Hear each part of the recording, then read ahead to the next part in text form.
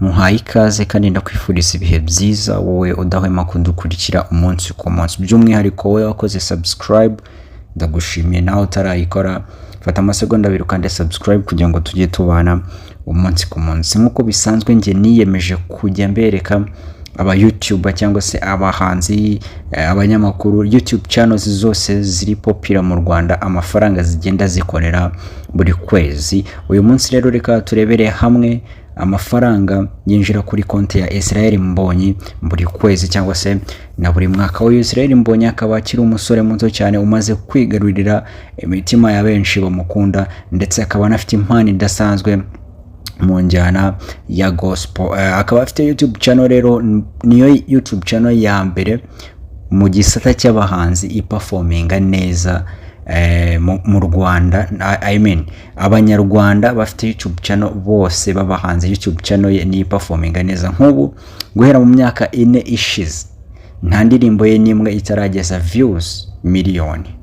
Ni YouTube channel rero imwinjiriza amafaranga menshi tugiye kurebera hamwe uyu munsi. Reka turebe YouTube channel amafaranga imwinjiriza mu minsi 30 ishize. YouTube channel imaze kurebwa na miliyoni 15 n'ibihumbi 140. Nibo bantu banyuze kuri uploads cyangwa se ku ma video ari kuri channel ya Israel Mbonyi.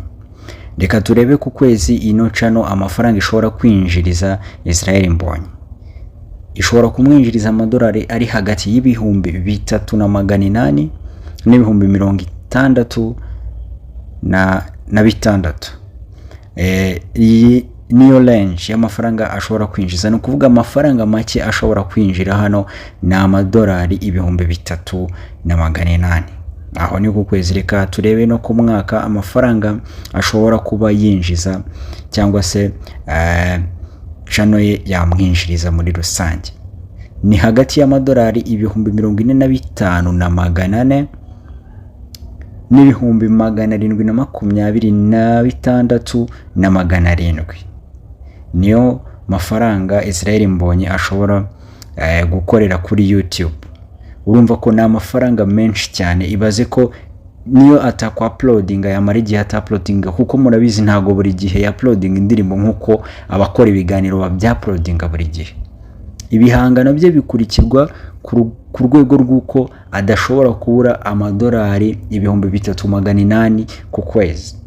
Kora subscribe kugira ngo ujye ubana nanjye inkuru ku yindi.